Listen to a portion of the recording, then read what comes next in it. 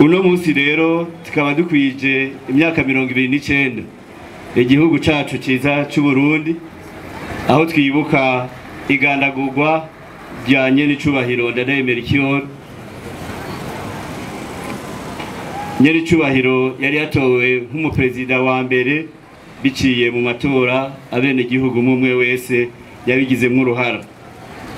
Mu nkundire rero simvuge menshi, ariko mvuge muri make Nyenicubahiro Ndadaye Mélchior yashize imbere yuko dutegereza kubaka Uburundi bushasha. Uburundi rero bushasha ni ubu tugezemwo, ariko kandi urugendo ruracariho.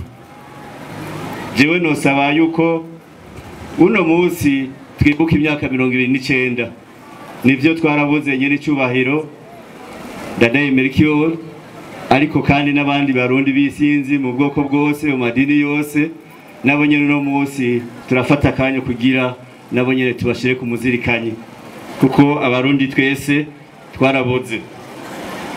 Ariko rero ntibiduce intege, dutegereza kubandanya ikivinisemo Nyenicubahiro umuyisi Ndadaye Mélchior yari yaratanguye, kugira tuze tubone vy'ukuri Uburundi bushasha, intara nshasha nziza ya Ngozi, amakomine, mitumba, eka umwe wese ahari, nkuko na Nyenicubahiro General Major Evariste Ndayishimiye atubwira yuko dutegereza kuba indongozi, umwe wese akarongora leta mvyeyi, leta nkozi aho agarukira ku rwego rwiwe. Nta majambo rero menshi za gushikiriza, nagira subire kandi gushimira mwebwe mwese muri ngaha, kuko n'umunsi udasanzwe.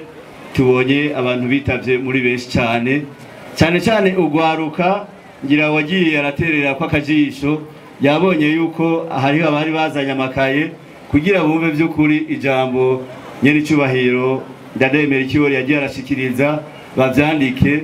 Nibo Burundi bw'ubu, nibo Burundi bw'ejo, hanyuma baze babandanye ikivi aho tukigejeje naho bategereza kugishikana.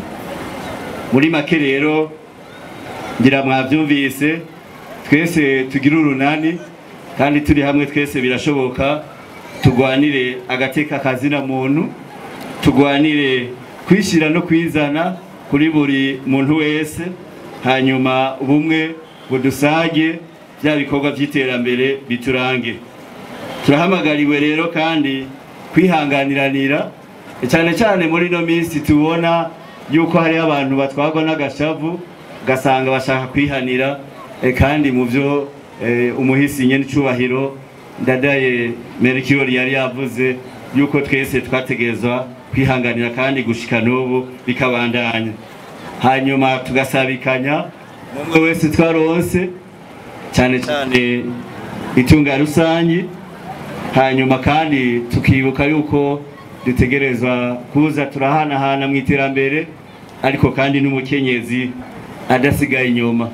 Ndace gituma rero subiriye gushimira mwebwe mwese muri ngaha, abarongoye imigambwe, abarongoye ubuzi mu mice yose, abarongoye amadini n'amashengero, kandi tubashimira kuri bya bisabisho mwagiye muravuga. Nyenicubahiro yaduhimije ati nimusenge byose bizokunda. Mwarasenze rero, mwarumviwe, ariko kandi tutegereza kubandanya dusenga kugira Imana ihunda imigisha igihugu cyacu cyiza cy'u Burundi.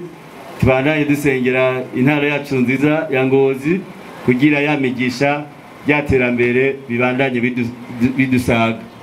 Tukaba rero dushimiye umwe wese mu ruhara yagize uno munsi.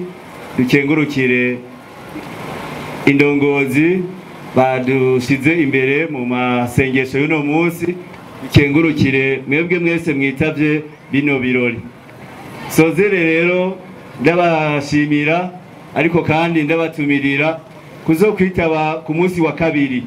Ku munsi wa kabiri n'umunsi wasivyo ari kuba ku wa kane. Ku munsi rero wa kabiri Nyenicubahiro umutambukanyi wa Nyenicubahiro umukuru w'igihugu cacu azoba yatuvyagiyemwo ku wa kabiri, aho tuzokwigina ibirori bijanye n'umunsi mpuzamakungu wahariwe amagara yo mu mutwe, Journée mondiale de la santé mentale, ikazobera ngaha mu ntara yacu nziza ya Ngozi kuri stade kumuremera. Dusabe ko uwo munsi muzosidukana na yomi cyane cyane kugira dusanganira umuvyeyi wacu azoba yatugendeye muri intara yacu nziza ya Ngozi, kuko yari gushobora no gutora iyindi ntara nziza yo mu gihugu, ariko bahisemwo intara yacu nziza ya Ngozi kubera amateka menshi cyane dusanzwe dufise. Murakoze, nkabanda bifurije rero kubandanya umunsi mwiza.